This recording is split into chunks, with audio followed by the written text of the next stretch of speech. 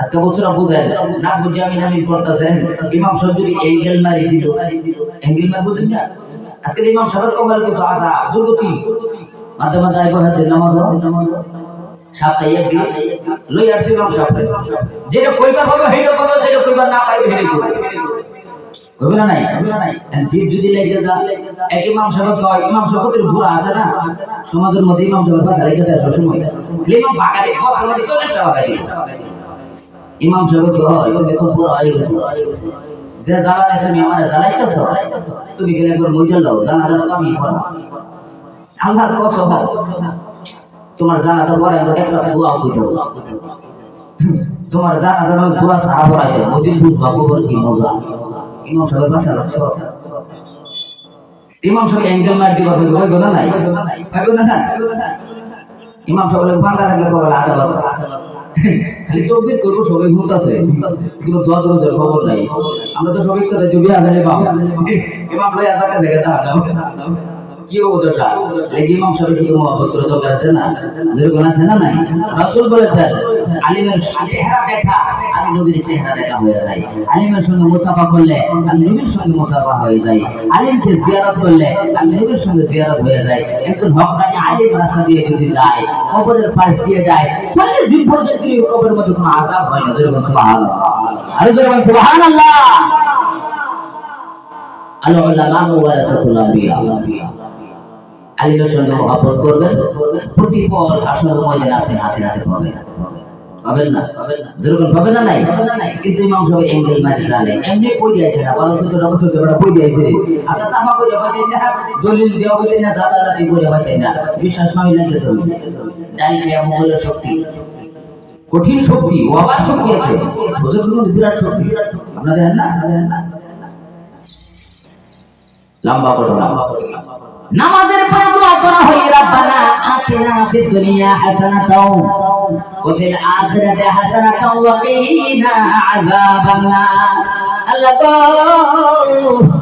আমাদেরকে দুনিয়ার জমিনে ভালো রাখো এবং আখিরাতে তুমি ভালো রাখো এবং জাহান্নামের আযাব থেকে আমাদেরকে বাঁচাইও তিনটা দোয়া কেন করা হয় একটা হলো দুনিয়া আরেকটা হলো আখিরাত আরেকটা জাহান্নামের আযাব থেকে বাঁচানো ওয়া কিনা আযাবান নার জাহান্নামের দুর্গতের কঠিন পরিস্থিতি থেকে বাঁচাইও আমার প্রশ্ন হলো তিনটা জায়গায় দোয়া কেন করা হয় বাকি স্টেশন গুলো কোন গেলে বোঝায় মানুষ দুনিয়া এবং আখিরাত তার শুধু দুইটা স্টেশন নয় মানুষের স্টেশন রয়েছে কমসে কম 6 থেকে 7টা যেরকম কয়টা 6 থেকে 7টা কেমনে বোঝায় ভালো করে লক্ষ্য করবেন মেইন টপিক গুলো দিতে চাই আমরা তো হঠাৎ করে পৃথিবীর জমিনে আসি নাই পৃথিবীর জমিনে আসার আগে আমরা মায়ের পেটে ছিলাম কেন দোয়া করি নাই মায়ের পেটের কথা মায়ের পেটের আগে আমরা কোথায় ছিলাম তার আগে আমরা কোথায় ছিলাম তার আগে কোথায় ছিলাম আমাদের মূল স্টেশন কোনটা আমরা কি পৃথিবীর জমিনে কতদিনের জন্য আসলাম কিসের আশায় বসলাম কি পাবো কি নিয়ে বাড়িতে যাইব স্টেশন গুলো ভালো করে ধরে রাখবে এই কারণে করা লাগবে বাজার এই দুনিয়াটা শুধু সুবিধার জায়গা না এই সুবিধার জায়গা না এই পৃথিবীর জমিনে 9.5 লাখ বছর ইবাদত করনেওয়ালা যদি বরবাদ হয়ে যাইতে পারে আমাদের দেশের সলিমদ্দির বেড়া কলিমদ্দি 10 বছর লাগাতার সাজদার রেকর্ড নাই তারপরে ঘুষ আছে তারপরে সুদ আছে তারপরে মিথ্যা কথা আছে তারপরে হারাম খাওয়া আছে তারপরে পাত্র ঠেলাঠেলি আছে তারপরে নির্যাতন আছে তারপরে চুগলি আছে কি কথা আছে হিংসা অহংকার তো কাপড়ি গমাটি মানাবিকি সব অন্তরের মধ্যে লইয়া আমরা কাছে 10-20 বছর লাগাতার সাজদার রেকর্ড আছে 20 বছর সাজদার রেকর্ড দিতে পারবেন নাই 9.5 লাখ বছর ইবাদত করনেওয়ালা যদি বরবাদ হয়ে যাইতে পারে এই 15 বছর সাজদাওয়ালা ইবাদত বরবাদ হওয়ার সম্ভাবনা আছে না নাই যেরকম আছে না নাই এমনি ভাবে সম্ভব আমরা সর্বপ্রথম ছিলাম আল্লাহ কুদরতে আমার আল্লাহ একদিন এক বছর 100 বছর 1000 বছর যতদিন আমার আল্লাহ চাইলেন আল্লাহ কুদরতে রাখলেন হুকুম দিল বান্দা দুনিয়া বদলাও আমরা চলে আইলাম আলামে আরওয়াহ। আলামে আরওয়াহ এমন একটা জায়গা যে জায়গার মধ্যে মানুষ নাই, যে জায়গার মধ্যে মাত্র মানুষের আত্মা, যে জায়গার মধ্যে শুধু মানুষের রূহ। আমরা দোয়া করি না রব্বানা আতিনা ফিল আলামে আরওয়াহ, ও রব আমাদেরকে আলামে আরওয়াহর মধ্যে ভালো রাখো। কই নাই আল্লাহ কুদরতে ছিলাম কোনদিন কি কইছি আল্লাহ তোমার কুদরতে আমাদেরকে ভালো রাখো? কই নাই। আমরা সর্বপ্রথম আল্লাহর কুদরতে হুকুম দিল বান্দা দুনিয়া বদলাও, আমরা চলে আইলাম আলামে আরওয়াহ। কই কোথা গেছি? আলামে আরওয়াহ। আলামে আরওয়াহর ভিতরে আমার আল্লাহ একদিন এক বছর 100 বছর 50,000 বছর যতদিন আমার আল্লাহ চাইলেন আলামে আরওয়াহর জগতে রাখলেন হুকুম দিল বান্দা দুনিয়া বদলাও, আমরা চলে আইলাম মায়ের গর্ভে।